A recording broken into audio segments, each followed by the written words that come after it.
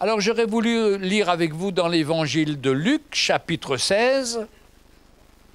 Jésus dit aussi à ses disciples, écoutez ça, il va raconter aussi à ses disciples. Ce n'est pas uniquement les 12 disciples, il y a en même temps des pharisiens, des sadducéens, tout le monde qui suit Jésus.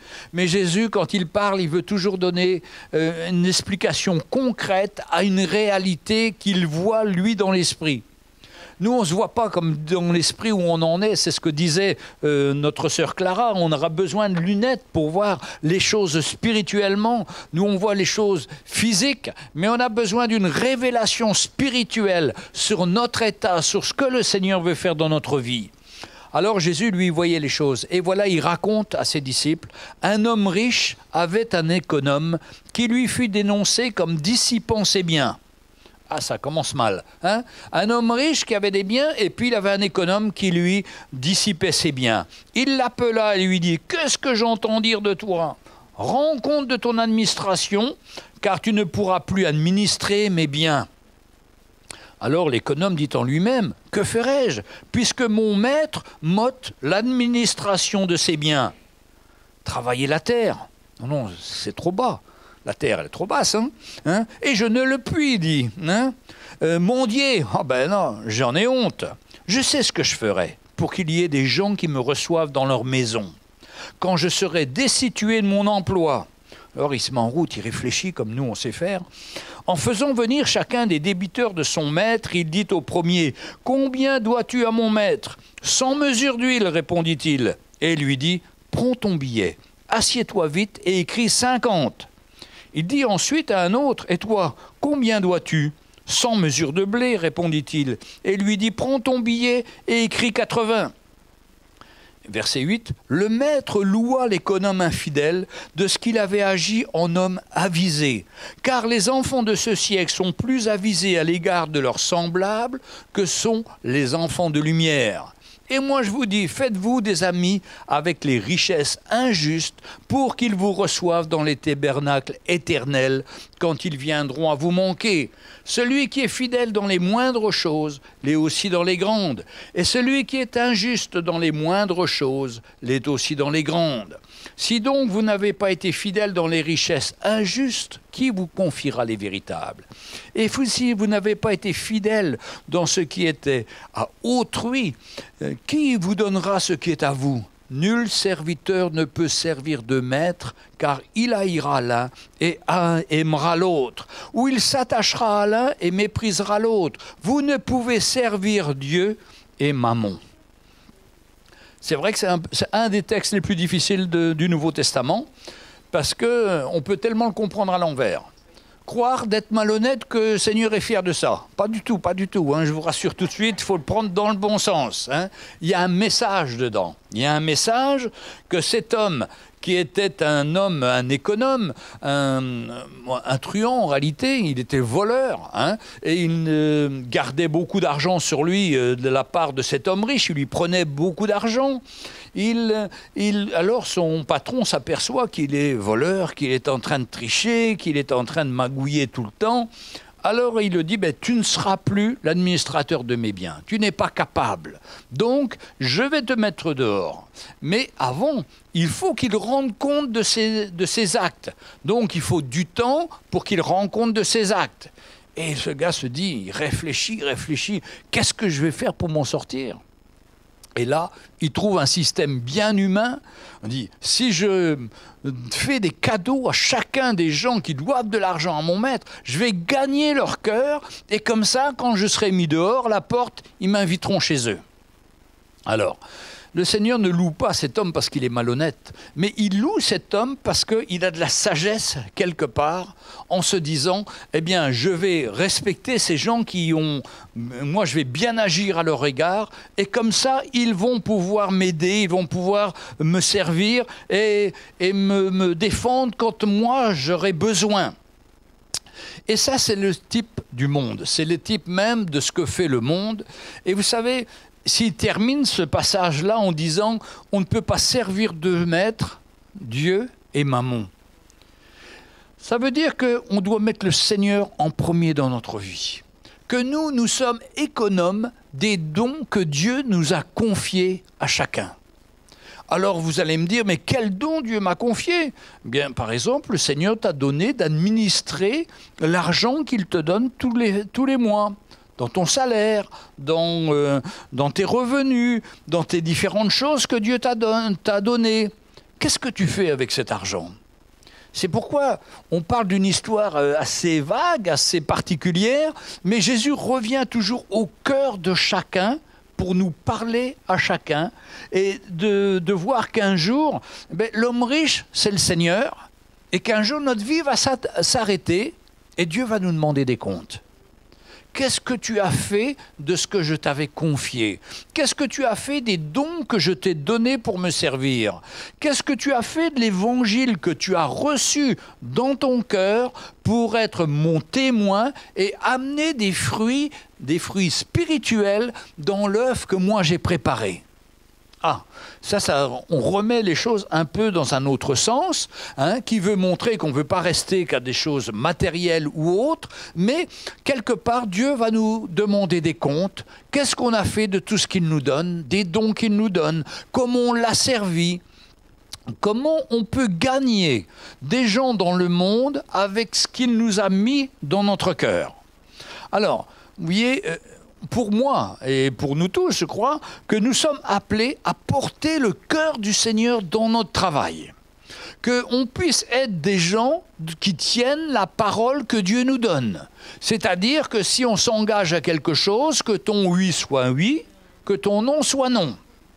Et pour moi, il y a une grande différence quand vous travaillez avec des gens qui ne connaissent pas le Seigneur et quand vous travaillez avec des gens qui connaissent le Seigneur. Et quand on connaît le Seigneur, on doit manifester la vie du Seigneur tous les jours de notre vie. C'est terrible quand on est dans un bureau, les gens ne connaissent pas le Seigneur, ils arrivent le lundi matin, ils font la tête, vous ne pouvez pas leur parler, ils vous envoient balader. Alors que nous, le chrétien, on doit être la lumière dans ce bureau. On doit apporter la joie, la paix du Seigneur. On doit avoir un cœur pour les autres. Eh bien, c'est ces dons-là que Dieu nous a confiés. C'est ces richesses-là qui sont des vraies richesses. Ne croyez pas que la richesse, c'est ce qu'on a en banque. En banque, ça part à grande vitesse même. Et ça, on ne peut pas se fier à cet argent-là. Parce qu'un jour, les gens sont riches et puis un autre jour, ils perdent tout d'un coup. Parce que c'est l'argent, c'est le prince de ce monde qui gouverne ça.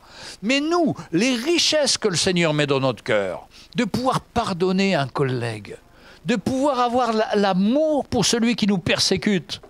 Et frères et sœurs, dans 8 jours, on va avoir le frère de Turquie qui va venir témoigner. Vous savez, ils sont face à la persécution, et s'ils n'ont pas un cœur pour les gens qui les persécutent, eh bien, ils ne pourront jamais les gagner. Au contraire, ils vont être encore plus accusés, plus finis. Mais Dieu veut leur donner un cœur pour tous ceux qui sont autour de nous.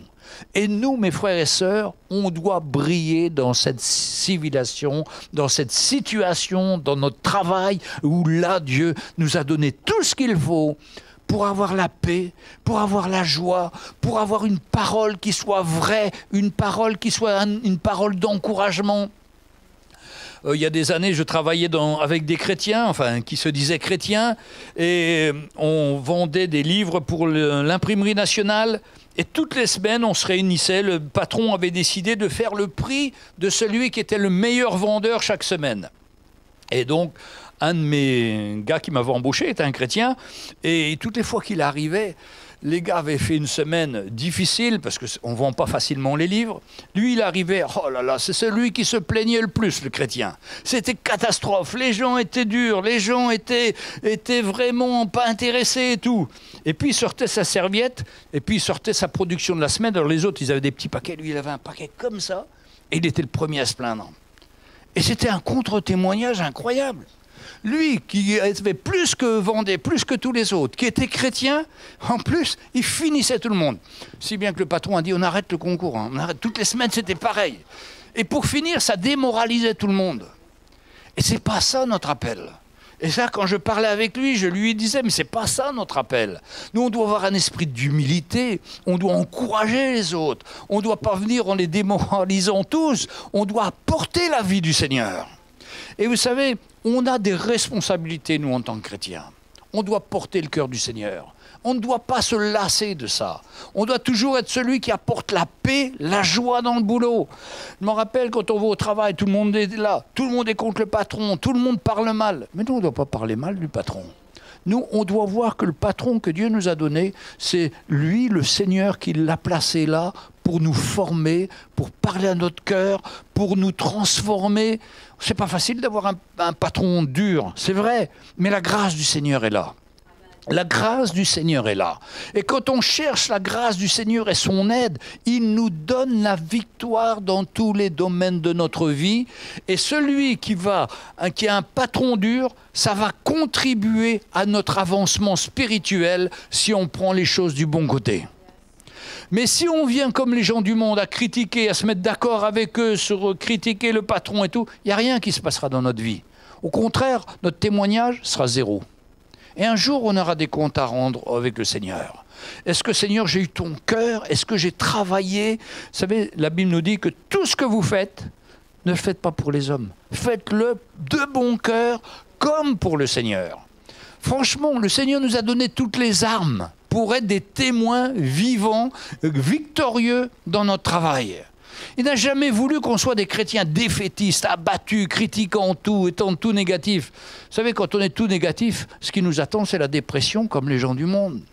Mais un chrétien n'est pas appelé à la dépression. Il est au contraire appelé à relever tous ceux qui sont dépressifs, découragés, en leur montrant le chemin. Le chemin, c'est le Seigneur. C'est lui le chemin, la vérité et la vie. Et c'est à lui qu'on doit regarder tout le temps. Et c'est à lui qu'on doit s'attendre. Et quand les gens nous sont négatifs, nous, on est appelés à porter le cœur du Seigneur.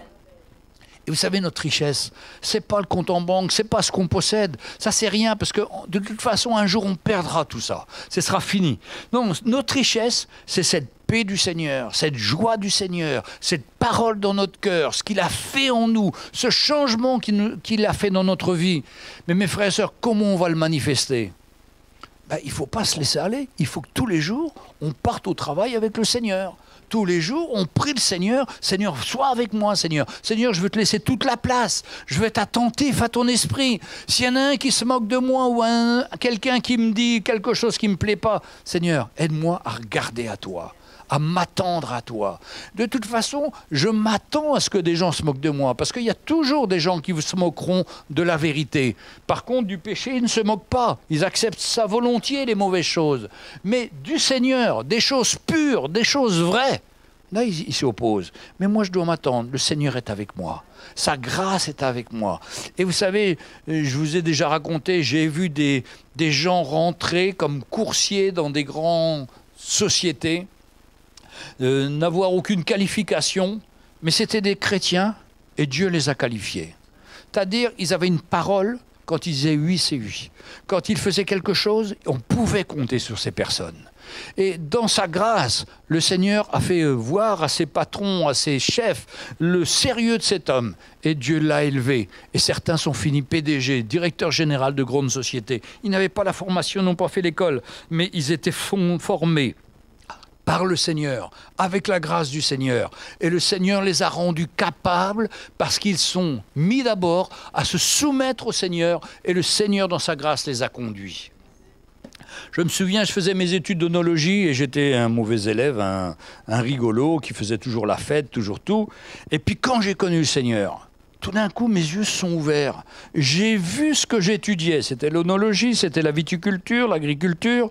Tout d'un coup, je me suis mis à aimer ce que je faisais. Parce qu'avant, on apprend ça comme des matières et tout, et puis on ne se rend pas compte. Mais quand le Seigneur vient éclairer votre vie, là, les choses ont de l'importance. On voit sa créature, on voit ce qu'il a fait, on aime ces choses, et on voit. Et plus on aime, plus on s'approche, il nous aide à travailler, à récupérer le retard. Et puis, pour finir, quand j'ai eu mon diplôme, j'ai eu mon diplôme facilement, alors que tout le monde me disait que c'était cuit. Mais quand on fait confiance au Seigneur, quand on a le Seigneur dans notre vie, mes frères et sœurs, pour moi, un étudiant doit toujours réussir avec le Seigneur. Sauf si le Seigneur a un autre plan. Parce que des fois, on part dans des grandes études et puis on n'y arrive pas au bout. Mais c'est souvent, on est parti par orgueil. Et le plan du Seigneur était de non, c'était pas ça qui était prévu. Il avait un truc beaucoup plus humble. Parce que le premier appel qu'on doit avoir, c'est de servir le Seigneur. Et pour le travail, pour les études, tout ça, il a un plan aussi pour nous. Et on veut rentrer dans son plan, accepter son plan et grandir avec lui. Mais franchement, nous les chrétiens, on doit briller, mes frères et sœurs. Et si on est encore peu nombreux dans nos églises, si on n'a pas encore un impact, c'est souvent de notre faute. Parce qu'il nous sera demandé, mais qu'est-ce que tu as fait de la joie que je t'ai donnée? Qu'est-ce que tu as fait du pardon? Qu'est-ce que tu as fait vis-à-vis de tes collègues? Pourquoi tu t'es mis dans leur moule au lieu de servir le Seigneur? Et quand on accepte d'être à part, d'être rejeté même par les autres, mais de servir le Seigneur en premier, on va voir des fruits à la gloire du Seigneur. Et le cœur de chacun d'entre nous, c'est justement avoir ce cœur du Seigneur. Maintenant, cet homme, c'était un malin. Quand il a vu tous les gars qui avaient des dettes, il savait, toi tu as beaucoup d'argent, toi, alors tu te vois sans mesure de blé, allez, hop, 50. Parce que toi, tu vas m'aider, là. Il le sentait derrière. Vous savez, on va être Noël, et on va être tous ces cinémas qui se font dans le monde, où on va offrir, où les gens s'offrent des cadeaux. Mais nous, avec notre famille, on a arrêté tout ça parce que c'était vraiment grotesque. Et c'était vraiment nul. Parce que on a des frères, moi j'ai des frères, Sonia aussi et tout ça. Bon, on a une grande famille. Mais on s'offrait des cadeaux en fonction de ce qu'ils nous avaient offert. Non mais c'est des trucs de fou, quoi. Et pour finir, on se retrouvait tous avec des cadeaux inutiles, complètement nuls. Un jour, on a dit aux parents, écoutez, on ne rentre plus dans ce système-là. Hein, Noël ou pas Noël, nous quand on veut faire un cadeau, soit aux parents, soit à mon frère, ma soeur ou à qui, un neveu, que ça, on doit le faire de notre cœur et on doit ressentir que le Seigneur nous conduit dedans. Maintenant, si c'est pour faire systématiquement le 25 décembre ou le 1er janvier, on arrête ce cinéma-là parce que c'est fatigant pour vous, c'est fatigant pour nous, parce que c'est comme un principe d'échange, parce qu'on donne pour recevoir la même chose. Non, non, que le Seigneur nous libère de tout ça. Et le Seigneur nous a libérés et nous en sommes tellement reconnaissants au Seigneur. Parce que le monde, quand vous faites un cadeau, ils attendent un cadeau de la même valeur. Non, mais c'est fatigant. Hein, c'est fatigant. Et puis, il n'y a pas de cœur dedans. C'est fait presque automatiquement. Que Dieu nous libère de toutes ces choses-là. Le gars, là, il fait un cadeau au gars, lui dit 50 mesures de farine au lieu de 100. Et il s'attend, tu te rappelles, hein, 50. Hein. Donc, je t'ai fait économie de 50. Hein. Donc, ça c'est dans son cœur, à lui. C'est dans sa tête. Et la prochaine fois, il saura lui dire, mais j'ai plus rien. Mais tu te rappelles, je t'ai donné 50 mesures. Non, non, que le Seigneur nous libère, mes frères et sœurs, et qu'on n'ait pas ce calcul toujours là dans nos cœurs, et de vouloir avoir ça. Non, non, Seigneur, libère-nous de tout ça. Nous, notre richesse, c'est pas les finances, c'est pas l'argent, c'est le Seigneur, c'est la vie du Seigneur. Mais pour ça, mes frères et sœurs, il faut que cette richesse, on l'entretienne. Il faut que notre cœur à cœur avec le Seigneur soit nourri, qu'on puisse vraiment donner de l'importance à la parole du Seigneur, qu'on puisse donner une nourriture à notre cœur, à notre âme tous les jours, et qu'avant d'aller au travail, avant d'aller sur un terrain de bagarre, souvent un terrain de guerre qui est notre boulot, notre travail, où tout le monde est contre nous, qu'on puisse s'armer en recevant une parole du Seigneur sur laquelle on pourra se tenir face à tous les persécuteurs, et on saura répondre à tous ceux qui sont opposés, à tous ceux qui ne veulent pas. Hein? Alors plus tard, il va dire, et moi je vous dis, faites-vous des amis avec les richesses injustes pour qu'ils vous reçoivent dans les tabernacles éternels quand ils viendront à vous manquer. Celui qui est fidèle dans les moindres choses l'est aussi dans les grandes. Si vous voulez servir le Seigneur, si vous voulez attendre d'aller dans ces tabernacles éternels, il faut que vous soyez fidèles dans les petites choses. C'est incroyable qu'on se dit, oui, si le Seigneur, si je gagne, il y a des gens qui parlent comme ça, si je gagne 1 million à la loterie, je donnerai 500 000 à l'église. Hein? Puis quand ils gagnent 1 million, on ne les voit plus. Hein? Hein? On croit que quand il y a des grandes choses, là, on va être fidèle. Non, la Bible nous dit que si tu es fidèle dans les petites choses, si là, quand tu reçois ton argent, tu mets une part pour le Seigneur, en disant, moi, je veux glorifier le Seigneur avec ce qu'il me donne, je mets cette part-là pour le Seigneur, et je le fais de tout mon cœur, hein, et je le fais avec joie. Et si je le fais avec joie, et si je suis fidèle dans mon engagement avec le Seigneur me confiera des grandes choses. Combien de gens ont commencé leur ministère en balayant l'église, en faisant des petites choses, mais ce que le Seigneur nous demande, c'est d'être fidèle. C'est-à-dire, on s'engage dans un petit travail, mais on va aller jusqu'au bout. On veut le faire bien, on veut le faire pour le Seigneur. Hein. Mais si on désire la première fois, ah, mais moi je voudrais servir le Seigneur, je voudrais venir prêcher. Non, non, on ne commence pas par là, les frères et sœurs. On commence par travailler pour l'œuvre du Seigneur, aligner notre cœur avec l'œuvre du Seigneur, suivre les hommes de Dieu, voir comment on peut aider, comment on peut servir. Et puis, il y avait un économe que j'ai lu dernièrement dans la semaine, je vous en avais parlé, dans l'évangile de Luc, il y a 15 jours, verset 8, je vous avais parlé de ça, Jésus allait de ville en ville, de village, hein, évangile de Luc, chapitre 8, verset 1. Jésus, donc chapitre 8, verset 1 de Luc, ensuite Jésus allait de ville en ville, de village en village, prêchant, annonçant la bonne nouvelle du royaume de Dieu. Les 12 restaient avec lui, avec quelques femmes qui avaient été guéries d'esprits malins et de maladies. Marie, dite de Magdala, de laquelle étaient sortis 7 démons, Jeanne, femme de Chouza, intendant d'Hérode, Suzanne et plusieurs autres qui l'assistaient de leurs biens. Ah, moi, ce passage-là m'encourage beaucoup. Parce que c'était des gens qui suivaient Jésus, il y avait les disciples, mais il y avait les sœurs. Il y avait les femmes qui avaient expérimenté la grâce de Dieu. Marie de Magdala, libérée de 7 démons, on va en entendre parler plus tard, elle va suivre Jésus jusqu'à la crucifixion, jusqu'à sa mort. Et puis il y a Jeanne, femme de Chouza, intendant d'Hérode. Justement, comme notre frère David parlait de Jean-Baptiste, hein, c'est Chouza, c'était l'économe d'Hérode, c'est lui qui organisait toutes ces choses, c'est lui qui a dû organiser le grand repas où la fille de sa femme s'est mise à danser. Hein, et après, elle a demandé au roi, qu'est-ce que le roi lui a dit, mais si tu veux la moitié de mon royaume, je te le donne. Et c'est là que la femme d'Hérode, qui était en réalité la sœur de son frère, lui a dit « Demande la tête de Jean-Baptiste ». Et là, Jean-Baptiste a été coupé la tête, amené sur un plateau, tout ça pour la folie d'un homme. Mais Chouza, la femme de l'intendant, elle a vu tout ça. Et elle avait un cœur pour le Seigneur. Et vous savez ce qu'elle a fait? Elle a été avec Jésus, intendant d'Hérode, Suzanne et plusieurs autres, l'assistait de ses biens. Cette femme est sortie de le truc le plus terrible de vivre avec Hérode, qui était un dictateur, qui tuait les gens, qui faisait des choses terribles. Elle a vu la grâce de Dieu, elle a été saisie par le Seigneur, et elle a mis tout ce qu'elle avait à la disposition du Seigneur Jésus. Vous savez, quand on rencontre le Seigneur, on change de maître. Avant, on était esclave du monde, esclave de Mammon, esclave de tous ces dictateurs, de tous ces hommes qui veulent nous imposer leurs lois. Mais quand on est de nouveau, on devient esclave de Jésus-Christ, qui lui est un bon maître, qui nous aime, qui veut le meilleur pour nous. Et c'est une attitude normale que de mettre tous nos biens au service du Seigneur.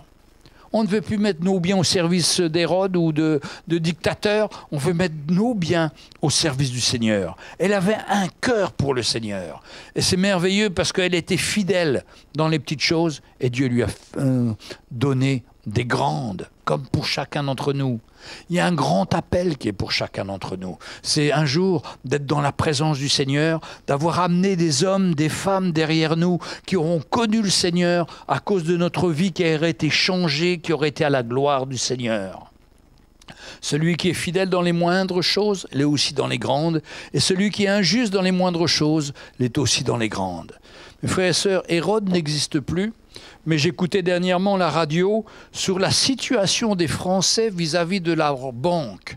60% des Français vivent à crédit, n'arrivent pas à payer leur fin de mois, sont couverts d'agios, sont couverts de dépassements, de découverts, sont dans une situation où ils sont à la merci des banques.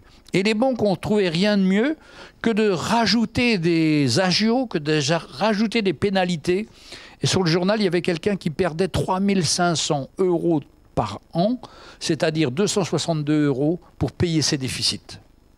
Et avant que la paye arrive, il y a déjà 262 pour payer les banques. Mais il n'a pas remboursé son crédit, il n'a pas remboursé sa dette. Hein. On a des tyrans. L'argent, c'est un tyran. Si vous vous soumettez et si vous déséquilibrez votre budget, vous vivez avec l'argent qui n'est pas le vôtre, vous devenez esclave de ça. Et vous devenez esclave des banques. 60%, c'est incroyable. Hein? Mais dans le Seigneur, la libération du Seigneur aussi, il veut nous appeler à être libres, et libres aussi eu égard à l'argent.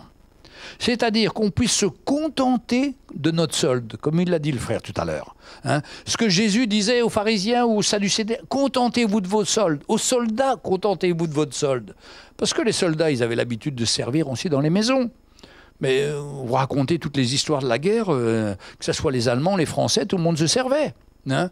Mais le Seigneur dit que non, contentez-vous de ce que vous avez. De toute façon, ce que vous prenez en plus, c'est du vol et ça ne vous bénira pas.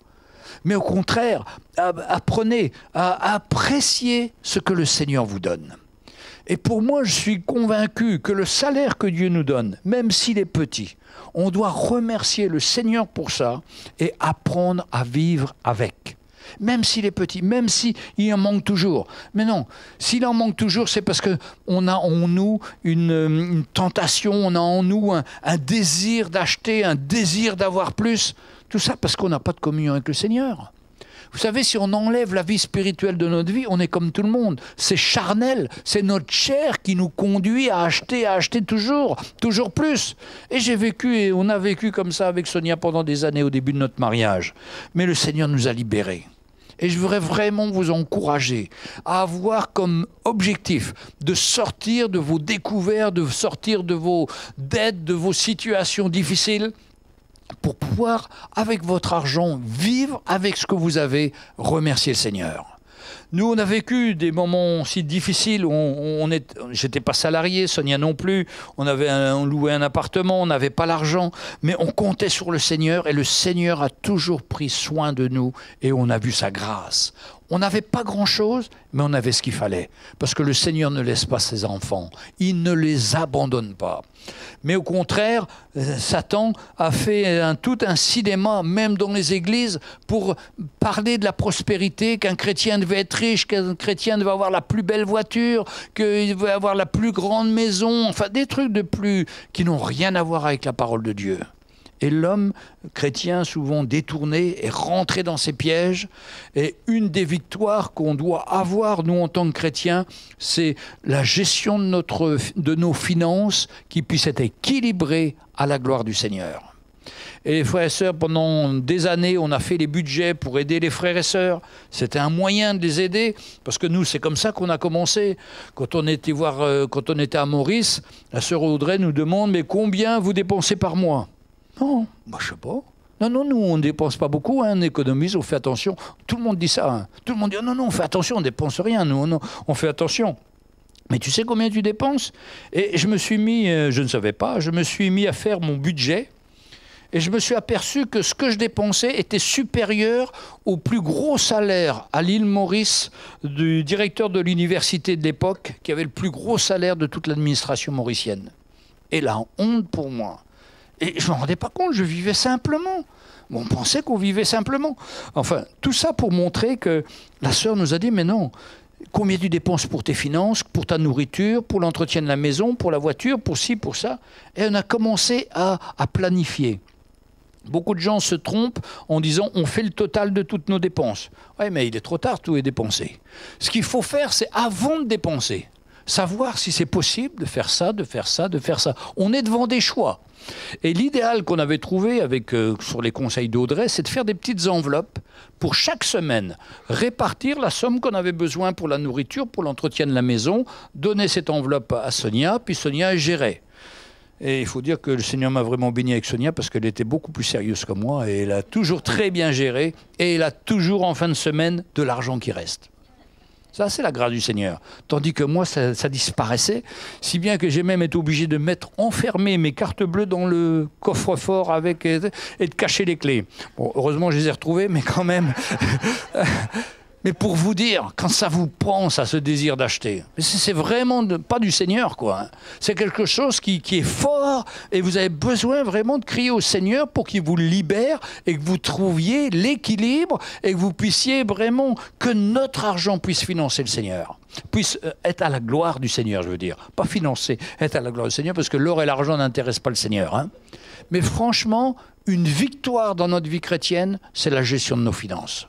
Ça, c'est une grande victoire. Et après, il va découler d'autres. Mais c'est ces petites choses bien précises, bien, parce que c'est ce que dit la Bible. Vous ne pouvez pas servir deux maîtres, Dieu et Mammon. Alors à un moment, il faut dire, j'en ai marre. Vous savez, à un moment, les banques, ils prenaient 19,80% de taux d'intérêt sur les découverts bancaires. 19%, 20%. La folie. Et eux, ils sont comme des rois. Eux, ils savent de toute façon qu'ils vous mettront chez l'huissier, en prison, ils seront toujours payés. Hein. C'est pour ça qu'il y a des pauvres personnes qui sont esclaves avant que leur paye arrive. Tout est déjà mangé. Frères et sœurs, on n'est pas appelé à vivre comme ça. On est appelé à vivre avec ce que le Seigneur a prévu. Et comme il disait Paul, j'ai appris à vivre dans l'abondance, mais j'ai appris aussi à vivre dans la pauvreté. Vraiment, qu'on puisse remettre les choses d'aplomb avec le Seigneur. Ça fait partie de notre appel, ça fait partie de notre témoignage. Parce que vraiment, quand on est tranquille avec cet aspect-là, que ça ne nous travaille plus, que c'est réglé une bonne fois pour toutes, ben c'est la paix dans notre foyer. Autrement, c'est toujours le conflit entre l'un, l'autre, t'aurais pas dû acheter ça, t'aurais pas dû faire ça. Enfin, c'est compliqué. Et puis, on nourrit les banques pour rien. Hein. Alors, celui qui est injuste dans les moindres choses, là aussi dans les grandes. Si donc vous n'êtes pas fidèle dans les richesses injustes, qui vous confiera les véritables? Hein? Moi, je crois que pour servir le Seigneur veut vraiment qu'on soit fidèle dans les choses injustes, comme nos finances, comme notre vie spirituelle, comme toutes ces choses-là, ces petites choses-là. Et là, après, il peut nous confier des grandes choses pour le servir. Et vous voyez, je crois que si on n'est pas très nombreux dans nos églises encore, c'est parce que le Seigneur veut élever des modèles pour qu'on puisse être des modèles les uns les autres, afin que les gens puissent ressentir que on a pris les choses en main, que c'est conduit par le Seigneur, qu'on ne fait pas de choses les plus folles. Mais quand tous les mois on est en découvert, quand tous les mois il n'y a jamais de l'argent, c'est vraiment fatigant et on n'est pas un témoignage pour le Seigneur. Vous savez, on a vécu en Afrique, on a connu l'Afrique, on voit nos frères africains prier pour manger, prier pour aller chez le médecin, mais ils sont heureux. Ils sont pas ils n'ont pas de salaire, ils n'ont pas de revenus, mais dans leur cœur, ils cherchent le Seigneur. Nous, on a tout, on est malade, hop, tout de suite le médecin, tout de suite la sécurité sociale, tout de suite je sais pas quoi. Alors que si on s'attend au Seigneur, si on dépend de lui, que notre vie est centrée sur lui, on va voir sa grâce. Parce qu'il va nous aider, il va nous fortifier, il va venir à notre secours. Si vous n'avez pas été fidèle dans ce qui est à autrui, qui vous donnera ce qui est à vous?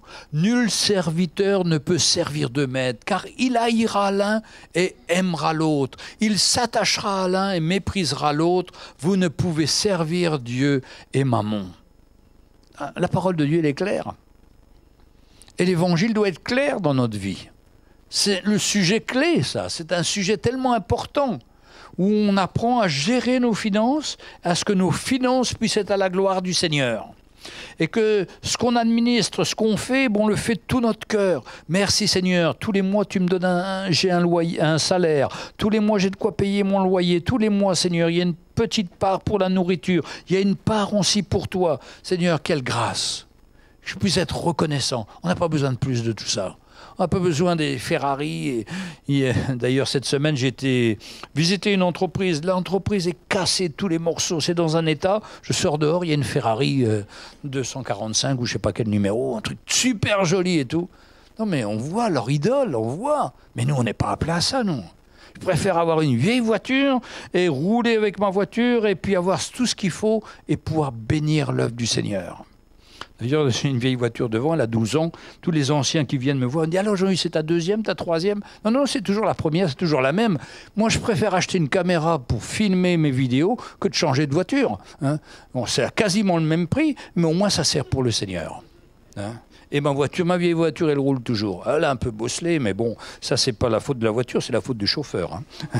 Voilà. Donc, nul ne peut servir de maître, car il haïra l'un et aimera l'autre, ou il s'attachera à l'un et méprisera l'autre.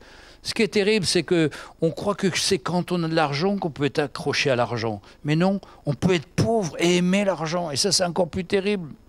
C'est encore plus terrible. Non, non, mes frères et sœurs, que le Seigneur nous libère, qu'on puisse servir le Seigneur de tout notre cœur.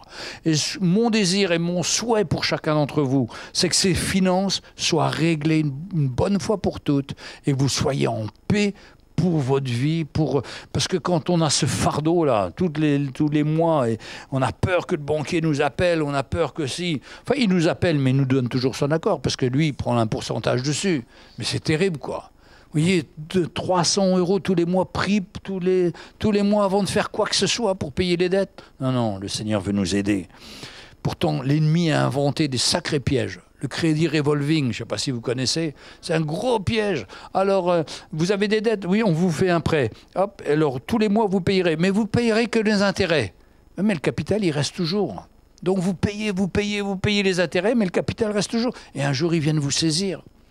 Ah, c'est terrible. Que le Seigneur nous délivre. Qu'on puisse porter les fruits du Seigneur. Qu'on puisse être, nous les chrétiens, mener la vie du Seigneur, le glorifier, avoir un cœur pour lui, parce qu'il a tout fait pour nous. Il a tout fait. On a tout pour être heureux, on a tout pour servir le Seigneur, on a tout pour être des chrétiens qui marchons dans la victoire et qui arrivons dans notre travail alors que tout le monde est découragé. Nous, on est dans la paix, on est dans la joie, on sert le Seigneur, on s'attend à lui, sa grâce est là, on a un sujet d'encouragement pour les autres, on apporte la paix, on sait que quand on nous demande quelque chose, on dit oui ou on dit non, mais si on dit oui, on va faire. Mais ça fait toute la différence avec le monde. Hein ? Quelle grâce qu'on puisse être fidèles, qu'on puisse vraiment être des serviteurs pour le Seigneur. C'est à ça qu'on est appelé. Des fois, on cherche des trucs très compliqués, mais c'est simple la vie. Quand mes finances sont en ordre, quand mon engagement est en ordre, quand mon oui est oui, quand mon non est non, c'est simple. Ça apporte des fruits pour le Seigneur et ça glorifie Jésus. Amen. Alléluia. On va s'attendre au Seigneur. Hein. Et en tous les cas, je vais vous dire qu'il n'y a pas de condamnation pour chacun. Si vous êtes encore dans ces situations-là, mon cœur est de vous aider. Mon cœur est de vous encourager. Je ne suis pas là pour accuser quiconque. J'ai été dans ces situations. Je dis toujours pourquoi je suis ancien, parce que nous, on a fait toutes les bêtises. Toutes. On n'en a pas raté une, je crois. Mais on en est sorti avec la grâce du Seigneur. Et si on en est sorti, ça doit vous encourager, vous aussi, à vous dire, mais vous pouvez en sortir. Nous, on est là pour vous aider. On n'est pas là pour pointer le doigt sur vous, on est là pour vous encourager.